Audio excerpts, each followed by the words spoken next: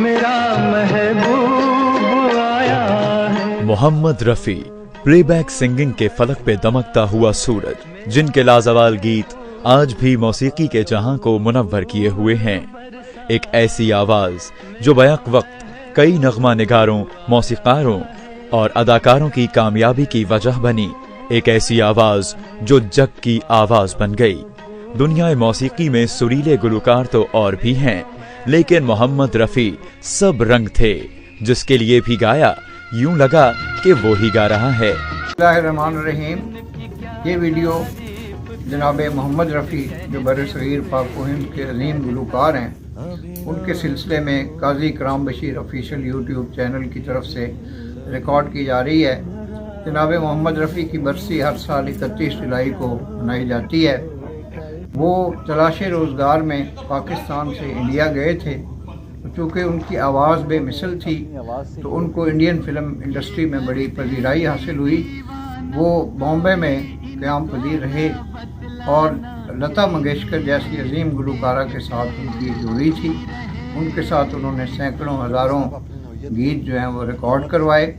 और कुछ अर्सा बीच में ऐसा तअत्तुल भी पैदा हुआ जब लता को कोई ऐसी उनके साथ डिटैचमेंट हो गई थी, जिसका बाद में लता मंगेशकर ने रियलाइज़ किया कि इतने अजीम गुलकार के साथ जो उनकी जोड़ी है वो नागुज़ीर है। तो चुनाचे दोबारा से वो ताल्लुक़ जो था वो बहाल हो गया। अगरचे उस दौर में सहगल, मुकेश, किशोर कुमार और दीगर बड़े बड़े गुलकार भी इंडिया में मौजूद थे, लेकिन जो मकाम व मर्तबा हज़रत रसूल अकरम सल्लल्लाहु अलैहि वसल्लम की जूतियों के सदक़े मोहम्मद रफ़ी को हासिल हुआ, वो किसी और गुलकार को ये मकाम हासिल नहीं हो सका। जनाब मोहम्मद रफ़ी को रसूल अकरम सल्लल्लाहु अलैहि वसल्लम से इतनी अक़ीदत थी कि उन्होंने ये हिदायत जारी कर रखी थी कि उनका नाम मोहम्मद रफ़ी लिखा जाए और पढ़ा जाए और बोला जाए। चुनाचे ये है कि उन्होंने बहुत सी नातें भी रिकॉर्ड करवाईं और वो रोज़ा रसूल पे हाज़िरी के लिए हमेशा बेचैन रहते थे कि मैं उस मकाम पे जाने की मुझे सआदत हासिल हो।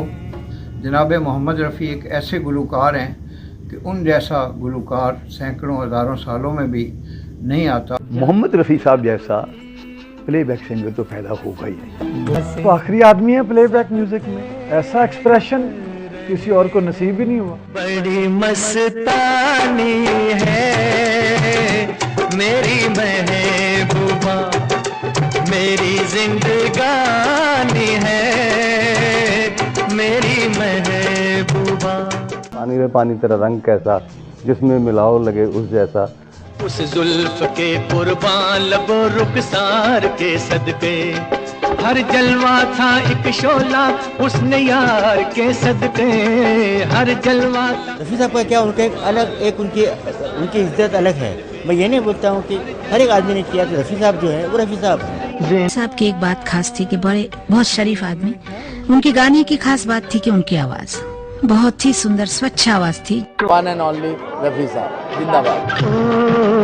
ये जो चिलमन है दुश्मन है हमारी, कितनी शर्मीली माला दूर निगाहों से आंसू बहाता है कोई, कैसे न जाऊं मैं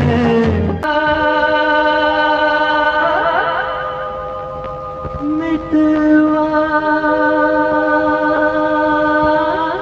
वहाँ पे अपना जब शो हो रहा था तो सहगल साहब जब स्टेज पे आने वाले थे तो अचानक लाइट चली गई थी। वहाँ पे कुछ लोग थे जो अब्बा को जानते थे और हमारे खानदान को जानते थे, तो वो बोले कि रफ़ी को गवाओ ये बिगड़ माइक के, तो लोगों ने काफी पसंद किया।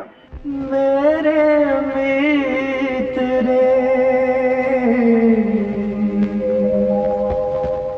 तहजीब में कोलोसियम को एक अहमियत हासिल रही, वही अहमियत बर-ए-सग़ीर में आर्ट के हवाले से लाहौर को हासिल रही है। तो रफ़ी साहब जो है लाहौरिये थे, लाहौर के ट्रेंड थे, जिंदा दलान थे, और वो जब बम्बई गए तो उन्होंने बम्बई को फतह किया। बहुत अच्छा लगता है। पर्दा नशी को बेपर्दा न कर दूं तो अकबर मेरा नाम नहीं है।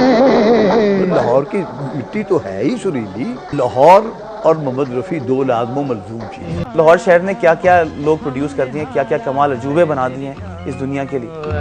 जो वादा किया वो निभाना पड़ेगा, रोके ज़माना चाहे रोके खुदाई तुमको। उन्होंने सबसे पहले पंजाबी फिल्म गुल बलोच के लिए गीत गाए। पहली हिंदी फिल्म जिसके लिए उन्होंने गाने गाए उसका नाम था गाँव की गोरी। मोहम्मद रफी को शोहरत फिल्म जुगनी से हासिल हुई, जिसके हीरो दलीप कुमार और हीरोइन नूर जहां थीं। मोहम्मद रफी को ब्रेक थ्रू दिलाने में शायरो नगमा निगार तनवीर नकवी का बहुत बड़ा हाथ था। 1944 में तनवीर नकवी उन्हें मौसीकार नौशाद के पास लेकर गए, जहां मोहम्मद रफी 1 साल तक कोरस गीतों में शामिल रहे। नौशाद उनके अंदर मुस्तकबिल का एक बहुत बड़ा प्लेबैक सिंगर देख चुके थे। फिर एक दिन उन्होंने फिल्म पहले आप में रफी साहब को गाने का मौका दिया। खोया खोया चांद खुला आसमान, आँखों में सारी रात जाएगी। हमने सबसे ज्यादा खुशकिस्मत आदमी था। कभी रात दिन हम दूर थे, दिन रात का अब साथ है। कभी रात बहुत कम नसीब हुआ ये सिंगर्स को कि हर चीज़ गाई और हर चीज़ पे उबूर हासिल रहा और हर चीज़ मकबूल रही। तेरी आँखों के सिवा दुनिया में रखा क्या है, ये उठे सुबह। मोहम्मद रफ़ी साहब की ये वॉइस क्वालिटी बहुत खूबसूरत थी। मेरा जीना मेरा मरना इन्हीं पलकों के तले। उसी दौर में लता मंगेशकर के साथ उनकी जोड़ी ऐसी हिट हुई कि आज तक उसकी मकबूलियत बरकरार है। के सनम तुझे हमने मोहब्बत का खुदा जाना बड़ी भूल हुई। वो जब गाना खत्म होता था तो वो लगता था कि ये कोई और आदमी है। ओ मेरी महबूबा महबूबा महबूबा, तुझे जाना है तो जा, तेरी मर्जी मेरा क्या। दलीप कुमार के लिए तलत महमूद साहब ने भी गाया, लेकिन रफ़ी साहब ने गाया नैन लड़ गई तो दलीप कुमार की एक अलग शख्सियत नजर आई। नैन लड़ गई हैं तो मनवा माँ कतक होई बेकरी, प्रेम का छुट्टी है पटाखा तो धमक होई बेकरी। जिसके लिए गाते थे वो यही लगता था कि वही गा रहा है। तूफान नहीं आता, किनारा मिल गया होता। ये उनमें वाकई एक अलग खूबी थी। खिलौना जान कर तुम तो मेरा दिल तोड़ जाते हो। मोहम्मद रफी बॉलीवुड के तमाम अदाकारों की आवाज बन गए। उन्होंने पृथ्वी राज कपूर से लेकर ऋषि कपूर और कॉमेडियन जॉनी वॉकर से लेकर महमूद तक सबके लिए गीत गाए। पूछते थे कि किस हीरो पे पिक्चराइज होना है। जिस तरह शम्मी कपूर साहब थे, उन पे जो गाना चाहे कोई मुझे जंगली कहे कितना मैच कर रहा है। पापा की गवा करना और मैं सोचा कि एक गाना शम्मी कपूर का आने वाला, शम्मी कपूर किस तरह गाएगा। वो एक हाथ इत्थे सटेगा, फिर एक हाथ उत्थे सटेगा और एक टांग उत्थे खिंचाएगा, फिर अपने सर दे बल उठ के और गाना गाएगा। मैं क्या उसी तरह गाऊंगा और मैं ऐसे सोच के मैंने गाया। ओ हसीना जुल्फों वाली जाने जहां, ढूंढती है काफिर आंखें किसका निशान। महफिल ऐ शमा। कोई भी आर्टिस्ट हो, कोई भी हीरो हो, उनकी आवाज कई जगह सूट हो जाती है। कितना प्यारा वादा है इन मत वाली आंखों का, इस मस्ती में सूझे न क्या कर डालूं हाल मोहे संभाल। In same movie, he's singing for Gurudat, and you feel that Gurudat is singing. It doesn't sound as if somebody is giving lip sync. And he's singing for Johnny Walker. See the contrast. हम काले हैं तो क्या हुआ दिल वाले हैं, हम तेरे तेरे तेरे चाहने वाले हैं, हम काले हैं तो क्या हुआ दिल वाले। दिल दर्द जिगर दिल में जगाया आपने। मेरे करियर में रफी साहब का बहुत बड़ा है। मैं अपने आप को खुशकिस्मत समझता हूँ कि उन्होंने मेरे गाने गाए। शायर था आशिक बनाया आपने। खुशकिस्मत हूँ, बहुत वक्त उनके साथ गुजरा।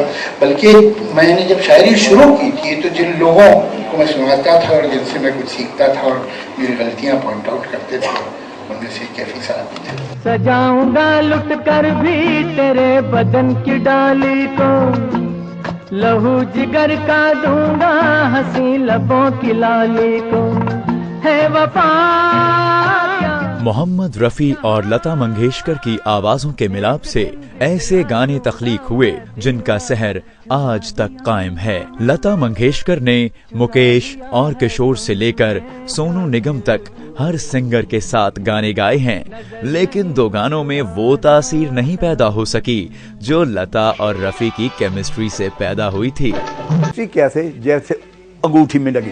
आ गए पास हम, आ गए पास हम, बेखुदी में सनम उठ गए जो कदम। लता जी तो कॉम्बिनेशन बिल्कुल जो कहते हैं कि मेड फॉर ईच अदर।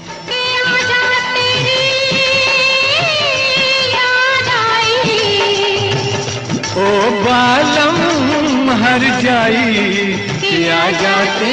दोनों का जो तालमेल था वो आखिरी बेमिसाल था, ऐसी तो कोई मिसाल ही नहीं मिलती। तू चली आई दुहाई ओए क्या बात हो गई, मैंने छोड़ा ज़माना तेरे साथ हो गई, मैंने।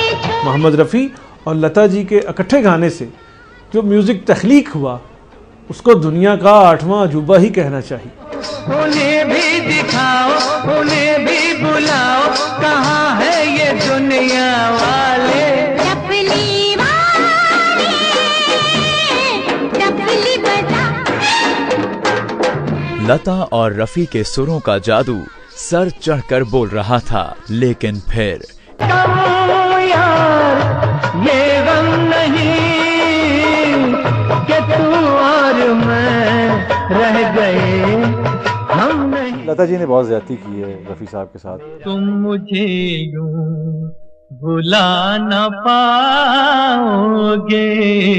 हाँ, यहाँ तक होना शुरू हो गया कि उन्होंने कहा कि मैं उस फिल्म उनके साथ नहीं गाऊंगी। जब कभी भी सुनोगे गीत मेरे संग संग तुम भी गुनगुनाओगे। हजारों साल नरगिस अपनी बेनूरी पे रोती है, बड़ी मुश्किल से होता है चमन में दीदावर पैदा। तो हम इस महीने में जनाब मोहम्मद रफ़ी को खराज अकीदत पेश करते हैं। बाद 31 जुलाई 1980 को मोहम्मद रफ़ी खालिक हकीकी से जा मिले।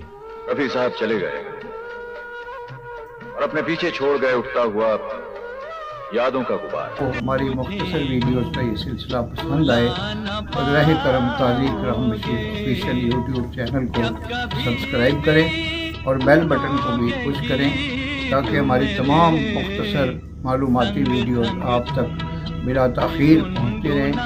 आपका बेहद शुक्रिया। पाकिस्तान जिंदाबाद।